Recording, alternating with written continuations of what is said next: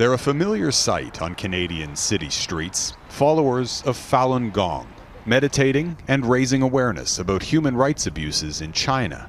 The Chinese government, which restricts religious freedoms, banned the spiritual practice 24 years ago and calls the group an evil cult.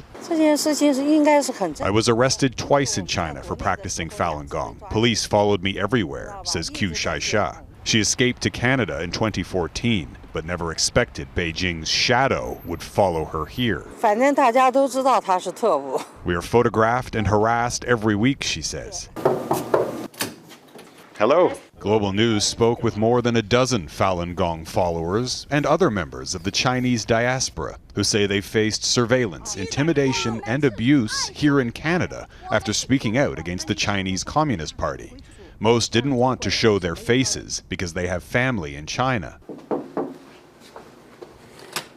Hi.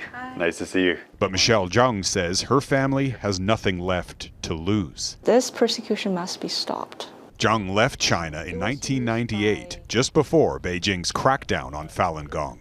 Soon after, her brother-in-law was sent to a labor camp where he died. Then her sister went missing, leaving behind a 2-year-old daughter. Just before her sister disappeared, she called Zhang and left this voicemail. You have one message. In the message, her sister describes in detail the persecution of Falun Gong followers in China, which at the time wasn't well documented. Every day I was in tears. It was a very, very difficult time for me. Zhang went public with her sister's story and protested outside the Chinese consulate. Soon after, she says, her car, parked outside her Vancouver apartment, had its windows smashed. A man banged on her front door, threatening her children, and human excrement was dumped onto her first-floor balcony. I suddenly found all the human feces everywhere on the balcony.